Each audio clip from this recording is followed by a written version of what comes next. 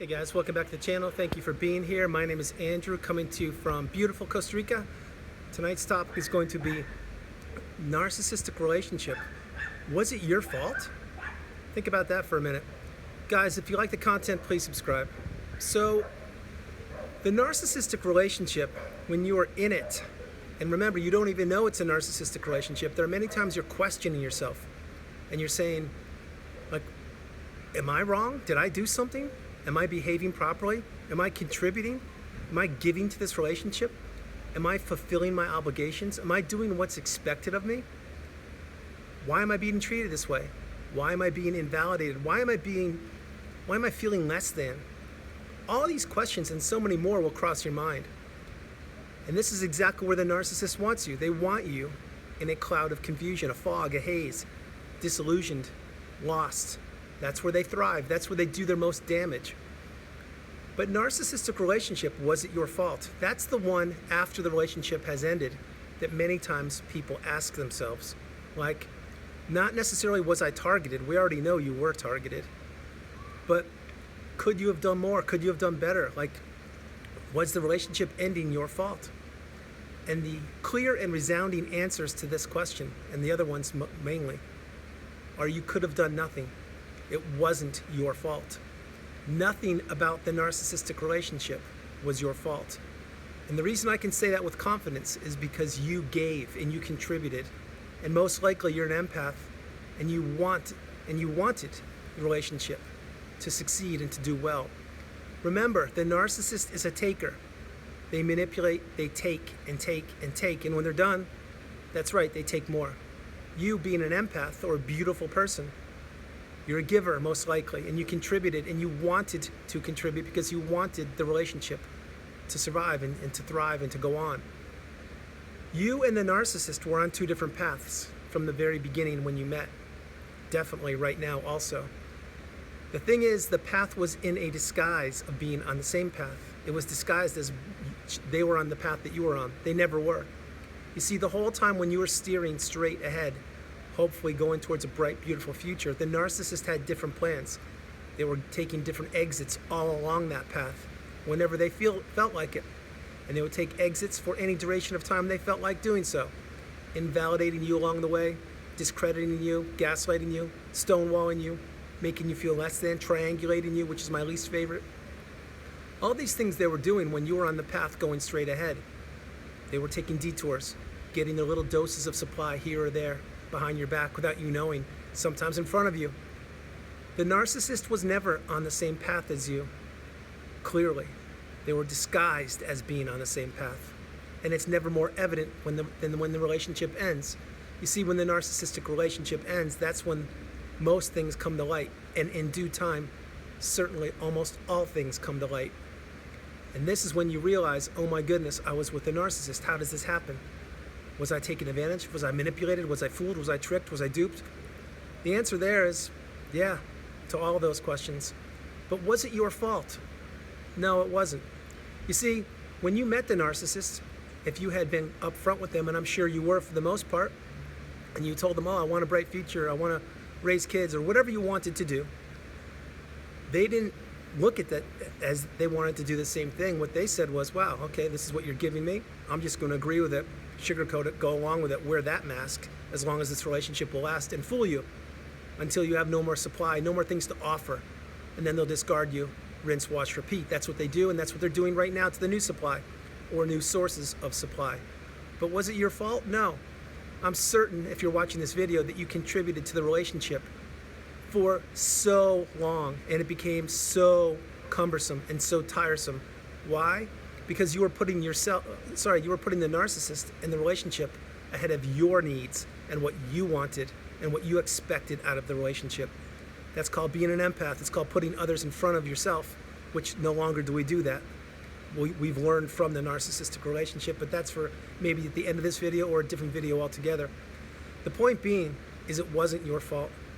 Because in the beginning of that relationship, if the narcissist had just told you, yeah, as a matter of fact, I'm a narcissist and you're going to get pretty much screwed up here if you stay with me, then you wouldn't have pursued that relationship, would you? No, you wouldn't have. You wouldn't have said, oh, you're a narcissist? No big deal. I'll try and fix you and I'll try and still stick with the relationship. You wouldn't have. What you would have done is you would have done your due diligence, your research, and you would have found out, wow, there's no way this person's going to change. I'm exiting. Thank you, but no thank you. And you would have pursued a different interest. That's what you would have done, I'm sure. We now know that the narcissist can't be changed. They can't be corrected, if you will. They're destined to rinse, wash, repeat, live the same cycle of abuse and manipulation, relationship after relationship. It will never stop. The cycle will continue. So, was it your fault? No, it wasn't, because you were manipulated. You see, all those vacations you went on, all those holidays you went on, all the times you thought were special when the narcissist was texting or maybe giving you the silent treatment or rolling their eyes like, really, do I have to answer this again? All of that stuff that you put up with and you dealt with because you were hoping for a breadcrumb of hope, a breadcrumb of beauty. All those things, that was the narcissist literally showing you their disdain, their disgust, and that they didn't want to be around you. I know that's tough love. It's real, though. It's exactly how I felt looking back on my relationship. You see, the narcissist never loved you. They never cared about you. And right now with the new supply, it's the same thing. They don't love and they don't care. They sincerely don't. They're just looking for a fresh, full fuel tank of supply, which can come in any form. So the narcissistic relationship, was it your fault? Absolutely not. You contributed, you worked, you did everything possible to appease yourself, the narcissist, and the relationship, among many other things, many other people, I'm certain. You see, you gave to a fault, and you contributed as much as you possibly could, and when you couldn't contribute more, I know you contributed more. You dug down deep and said, yeah, you know what? I can do this, I can make it happen. And you tried it, and you worked, and you persevered, and you persisted, and you were resilient. You did everything you possibly could, but it wasn't good enough for the narcissist. It wasn't. You see, the narcissist watched you the whole time, and they manipulated you, and they said, wow, this person's actually jumping through hoops if I do this and this. I'm going to try this and this and see what happens. And guess what you did? You jumped through hoops again.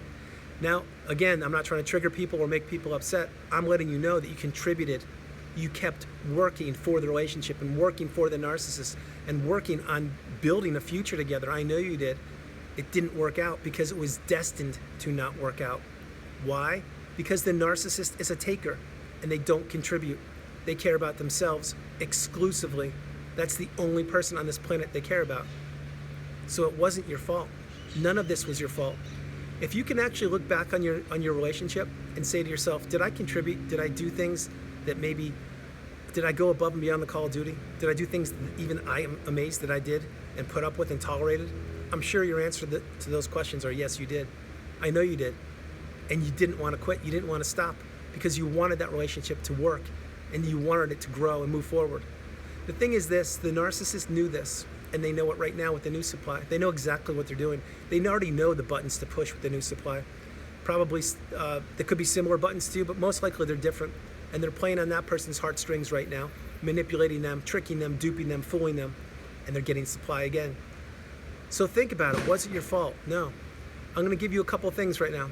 Was it your fault that you went to the store 10 times in one day because you bought the wrong loaf of bread or the milk wasn't the right milk? No.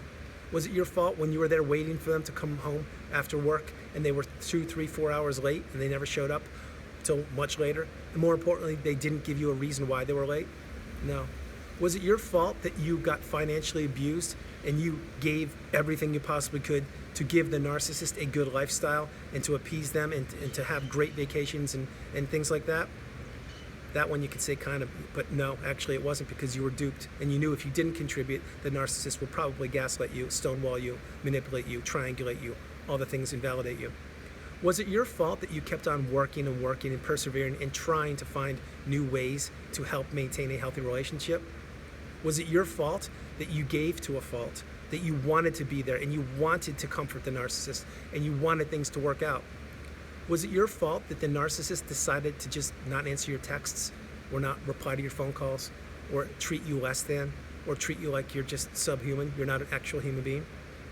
Was it your fault that you were triangulated, that maybe you were at parties, barbecues, events, holidays, whatever, and you thought you were with the person you were in love with when in fact you were in love with that person, but the person that you thought was in love with you didn't care about you? What they cared about was getting supply by triangulating you with one or many other people at these events.